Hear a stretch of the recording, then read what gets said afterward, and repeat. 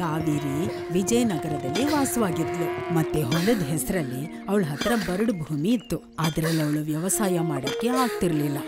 ಕಾವೇರಿ ಹಗಲು ರಾತ್ರಿ ಕಷ್ಟಪಡ್ತಿದ್ಲು ಅವಳಲ್ಲಿ ವ್ಯವಸಾಯ ಮಾಡೋದಿಕ್ಕೆ. ಮತ್ತೆ ಅವಳ ಗಂಡ ಬ್ರಿಡ್ಜು, ಅವನಂತೂ ಸೋಮೇರಿಗಳ ಸರ್ದಾರ ಆಗಿದ್ದ.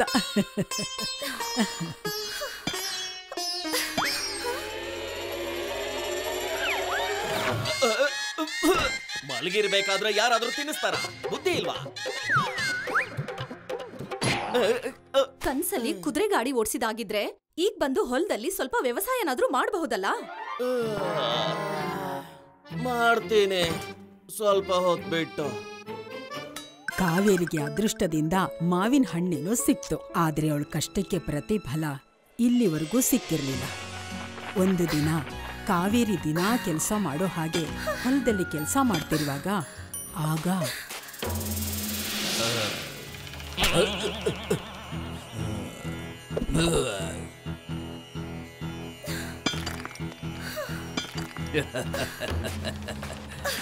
ತಂಗ್ಯವ್ವ, ಯಾಕೆ ಬಂಜರು ಭೂಮಿನಲ್ಲಿ ಇಷ್ಟೊಂದು ಕಷ್ಟ ಪಡ್ತಾ ಇದ್ಯಾ?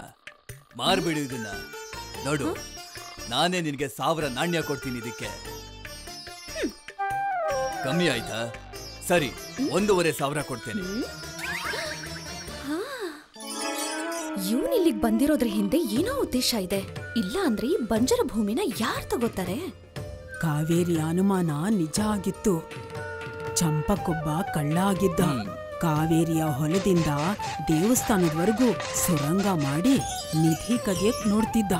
ಆಗ ಕಾವೇರಿಗೆ ಒಂದ್ ಯೋಚನೆ ಬಂತು. ಅವಳೇನ್ ಹೇಳಿದ್ಲು ಅಂದ್ರೆ, ಅಣ್ಣ, ಈ ಹೊಲ ನಮ್ ತಾತ ಮುತ್ತಾತರು ಅವ್ರ ಕಾಲದಿಂದ ಉಳಿಸ್ಕೊಂಡ್ ಬಂದಿರೋಂಥ ಭೂಮಿ. ಆದ್ರೆ ಗುಟ್ಟಿನ ಮಾತು, ಅವರ ಇಡೀ ಸಂಪತ್ತು ಈ ಭೂಮಿ ಕೆಳಗಡೆನೆ ಅಡಗಿದೆ. ಹಾ, ನನ್ ಗಂಡನ್ಗೆ ಅದ್ರ ನಕ್ಷೆ ಕೂಡ ಸಿಕ್ಕಿದೆ ನೋಡಿ. ಅದಕ್ಕೋಸ್ಕರನೇ ಅಲ್ವಾ ಅವರು ನೆಮ್ಮದಿಯಾಗಿ ನಿದ್ದೆ ಮಾಡ್ತಿರೋದು. ಅಂದ್ರೆ ನೀನು ಭೂಮಿನ ವ್ಯವಸಾಯಕ್ಕೆ ಅಂತಲ್ಲ, ನಿಮ್ಮ ಪೂರ್ವಜರ ಸಂಪತ್ತಿಗಾಗಿ ಅಗಿತಾ ಇದ್ಯಾ ಅಂತಾಯ್ತು. ಸಂಪತ್ತೇನು, ನಿಧಿ ಅಂತಾನೆ ಅನ್ಕೊಳ್ಳಿ ಅಣ್ಣ. ಆದ್ರೆ ಈ ಗುಟ್ಟಿನ ವಿಷಯನ ಯಾರಿಗೂ ಹೇಳಲ್ಲ ಬಿಡು ತಂಗ್ಯವ್ವ. ನಾನಂತೂ ದೇವಸ್ಥಾನದಲ್ಲಿರೋ ಚಿನ್ನ ಕದಿಯೋಕೆ ಅಂತ ಬಂದಿದ್ದೆ. ಆದ್ರೆ ಇಲ್ಲಂತೂ ಇಡೀ ನಿಧಿ ನಕ್ಷೆನೇ ಕೊಟ್ಬಿಟ್ಲು ನನ್ನ ಅಮಾಯಕ ತಂಗ್ಯವ್ವ.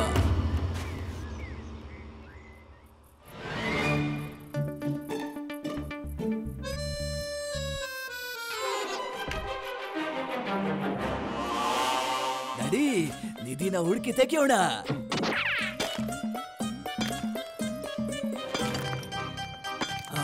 ಇಲ್ಲಿಲ್ವಲ್ಲ,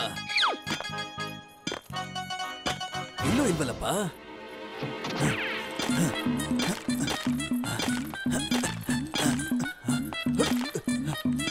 ಇಲ್ಲೂ ಇಲ್ವಲ್ಲ. ಜಮೀನನ್ನೆಲ್ಲ ಅಗ್ದಿದ್ದಾಯ್ತು, ಏನೂ ಸಿಗ್ಲಿಲ್ಲ. ಯಾವ ಕೆಲ್ಸನ ಕಾವೇರಿ ತುಂಬಾ ದಿನಗಳಿಂದ ಮಾಡಕ್ಕಾಗ್ಲಿಲ್ವೋ ಅವಳು ತನ್ನ ಬುದ್ಧಿ ಶಕ್ತಿಯಿಂದ ಆ ಕಳ್ಳಿನಿಂದ ಒಂದೇ ರಾತ್ರಿಯಲ್ಲಿ ಮಾಡಿಸ್ಬಿಟ್ಲು. ಇದು ಹೇಗ್ ಸಾಧ್ಯ?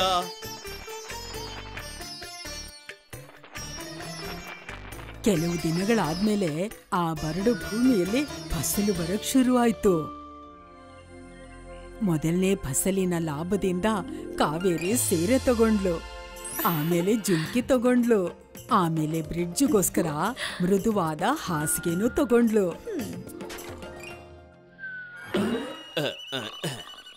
ಮನೆಯಲ್ಲಿ ಎಲ್ಲಾ ವಸ್ತುಗಳು ಹೊಸದಾಗಿತ್ತು, ಮನೆ ಮಾತ್ರ ಹಳೇದೇ ಆಗಿತ್ತು. ಓಹೋ, ಈ ಮನೇನೇನ್ ಮಾಡ್ಲಿ? ಅರೇ, ಕನ್ಸಲ್ಲಿ ಅರಮನೆ ಕಟ್ಟಿದಾಗಿದ್ರೆ ಈ ಮನೆ ಬಗ್ಗೆನೂ ಸ್ವಲ್ಪ ಯೋಚನೆ ಮಾಡಿ. ಆ ಕಡೆ ಈ ಕಡೆಯಿಂದ ಬೀಳ್ತಾನೆ ಇದೆ. ಹಾ, ಯೋಚನೆ ಮಾಡ್ತೀನಿ, ಆರಾಮಾಗಿ ಯೋಚನೆ ಮಾಡ್ತೀನಿ.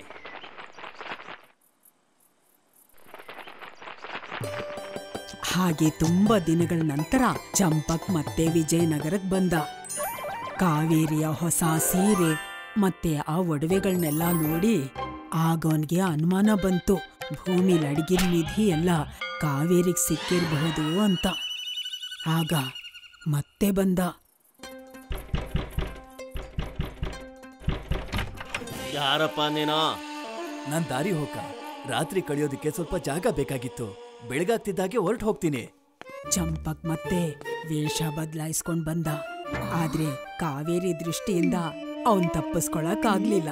ಅವಳು ಉಂಗ್ರಾನ ನೋಡಿದ ತಕ್ಷಣ ಕಂಡು ಹಿಡಿದ್ಬಿಟ್ಲು. ನೀವು ಈ ಕಡೆ ಬನ್ನಿ. ನೀವು ಏನ್ ಸ್ವಲ್ಪ ಮಾಡ್ತಿದ್ಯಾ? ಇರಿ ಅಣ್ಣ. ನಿಧಾನ. ಕಳ್ಳ ಸೇರು ಅಂದ್ರೆ ಕಾವೇರಿ ಕೂಡ ಸವಾ ಸೇರು ಆಗಿದ್ಲು. ಇಲ್ಲಿ ಕೇಳ್ರಿ, ಇವತ್ ರಾತ್ರಿ ಚಿಕ್ಕಮ್ಮನ್ ಮನೆಗ್ ಹೋಗ್ಬೇಕಲ್ವಾ? ಮರ್ತ್ ಬಿಟ್ರಾ? ಅವ್ರು ಮನೇಲಿ ಒಬ್ರೇ ಇದಾರೆ. ಹಾ ನನಗ್ ಗೊತ್ತಾಗ್ತಿದೆ. ನಿಮ್ಗೆ ನಿಮ್ ಒಡವೆ ವಸ್ತ್ರಗಳ ಬಗ್ಗೆ ಯೋಚನೆ ಇದೆ ಅಲ್ವಾ? ನೀವು ಯೋಚನೆನೇ ಮಾಡ್ಬೇಡಿ. ನಾನ್ ಅವುಗಳನ್ನ ಮನೆ ಗೋಡೆಲಿ ಯಾವ ತರ ಬಚ್ಚಿಟ್ಟಿದೀನಿ ಅಂದ್ರೆ ಅದು ನನಗ್ ಬಿಟ್ರೆ ಬೇರೆ ಯಾರ ಕೈಗೂ ಸಿಗಲ್ಲ. ನಡೀರಿ ನಡೀರಿ, ಇನ್ನು ತಡ ಮಾಡೋದ್ ಬೇಡ, ಹೊರಡಣ್ವಾ?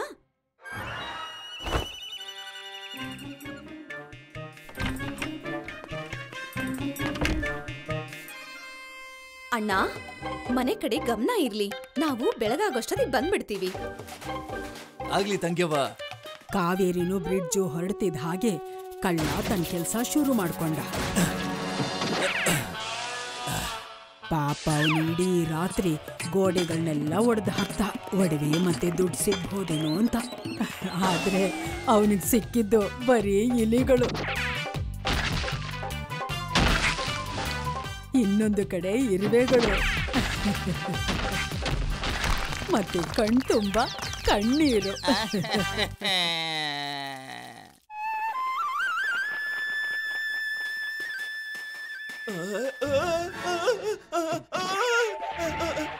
ಅಯ್ಯೋ, ನನ್ನ ಮನೆ, ನನ್ನ ಪ್ರೀತಿಯ ಮನೆ ಯಾರೋ ಬೆಳೆಸ್ಬಿಟ್ಟಿದ್ದಾರೆ.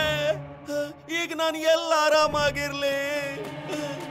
ಈ ಮನೆ ಅಂತೂ ಪಾಳ್ ಬಿದ್ದಿತ್ತಲ್ವೇನ್ರಿ? ಮಣ್ಣಿನ ಗೋಡೆ ಎಷ್ಟು ವರ್ಷ ಅಂತ ಇರುತ್ತೆ. ಹೊಸ ಮನೆ ಕಟ್ಟಬೇಕು ಅಂತಿದ್ರೆ ಇದನ್ನ ಬೀಳಿಸ್ಲೇಬೇಕಾಗಿತ್ತಲ್ವಾ? ಹೌದಾ? ಬೀಳ್ಸೋದಕ್ಕೆ ಖರ್ಚು ಕೂಡ ಆಗ್ತಿತ್ತಲ್ವಾ? ನೀವು ಖುಷಿ ಪಡ್ಬೇಕು ರೀ. ಕಳ್ಳ ಖರ್ಚಿಲ್ದೇನೆ ನಮ್ ಕೆಲ್ಸನ ಮಾಡ್ಬಿಟ್ಟು ಹೋಗಿದಾನೆ ಅಂತ. ಮತ್ತೆ ಈ ಸಲ ಕೂಡ ಕಾವೇರಿ ಆ ಕಳ್ಳನ ದಿಕ್ ತಪ್ಸಿ ತನ್ನ ಕೆಲ್ಸನ ಮುಗಿಸ್ಕೊಂಡ್ಬಿಟ್ಲು. ಹಾಗೆ ಅವಳು ಹೊಸ ಮನೇನೂ ಕಟ್ಟಿಸ್ಕೊಂಡ್ಲು. ಕಳ್ಳ ತನ್ನ ಸೇಡನ್ನ ತೀರ್ಸ್ಕೊಳ್ಳೋದಿಕ್ಕೋಸ್ಕರ ಮತ್ತೆ ಬಂದ. ಆದ್ರೆ ಈ ಸಲ ಅವನ್ ತನ್ನ ವೇಷನ ಬೇರೆ ತರಾನೇ ಬದಲಾಯಿಸ್ಕೊಂಡ್ ಬಂದಿದ್ದ. ಬಳೆ ತಗೊಳ್ಳಿ, ಗಾಜಿನ ಬಳೆ ತಗೊಳ್ಳಿ, ಬಣ್ಣದ ಬಳೆ ತಗೊಳ್ಳಿ, ಬಳೆ ತಗೊಳ್ಳಿ. ಉಂಗುರ, ಇವನಂತೂ ಅದೇ ಕಳ್ಳ ಅಲ್ವಾ? ಇವನಿಗೆ ಹೇಗಾದ್ರೂ ಮಾಡಿ ಇವಾಗ ಬುದ್ಧಿ ಕಲಿಸ್ಲೇಬೇಕಲ್ಲ. ತಂಗ್ಯವ್ವ, ಬಳೆನ ನೋಡ್ತಾ ಇರ್ತೀಯ ಅಥವಾ ತಗೋತೀಯ? ತಗೊಳ್ಳೋದಂತೂ ನನಗ್ ತುಂಬಾನೇ ಇದೆ. ಒಂದ್ ನಿಮಿಷ ಇರಿ, ನಾನ್ ಹೋಗಿ ನಾಣ್ಯ ತಗೊಂಡ್ ಬರ್ತೀನಿ. ಈ ಸಲ ಇವ್ರ ಮಾತಿಗೆ ಮೋಸ ಹೋಗಲ್ಲ. ನಾನೇ ಹೋಗಿ ನೋಡ್ಕೊಂಡ್ ಬರ್ತೀನಿ.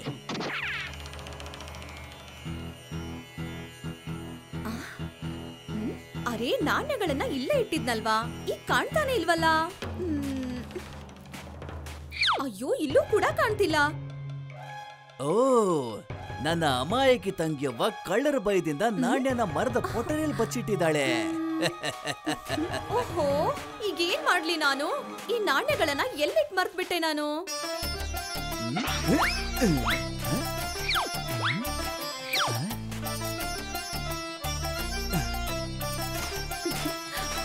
ಅಣ್ಣ, ನಾಣ್ಯಗಳನ್ನ ಎಲ್ಲೋ ಇಟ್ಬಿಟ್ಟು ಮರ್ತು ಹೋಗ್ಬಿಟ್ಟಿದೀನಿ. ನೀವು ಮುಂದಿನ ಸಲ ಬಂದಾಗ ನಾನು ಖಂಡಿತ ತಗೋತೀನಿ. ಮುಂದಿನ ಸಲ ಯಾಕೆ ತಂಗಿಯವ್ವ? ತಗೋ, ನೀನು ಬಿಟ್ಟಿಯಾಗಿದ್ದಿಷ್ಟನ್ನು ನೀನೇ ಇಟ್ಕೋ.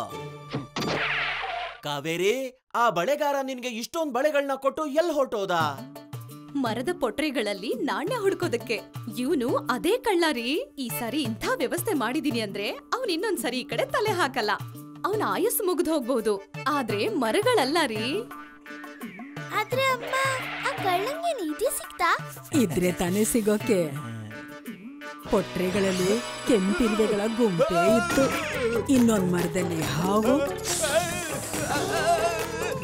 ಮತ್ತೊಂದ್ ಮರದಲ್ಲಿ ಜೇಡ, ಇನ್ನೊಂದ್ ಮರದಲ್ಲಿ ಜೇನ್ ಹುಳಗಳ ಗುಂಪೆ ಇತ್ತು.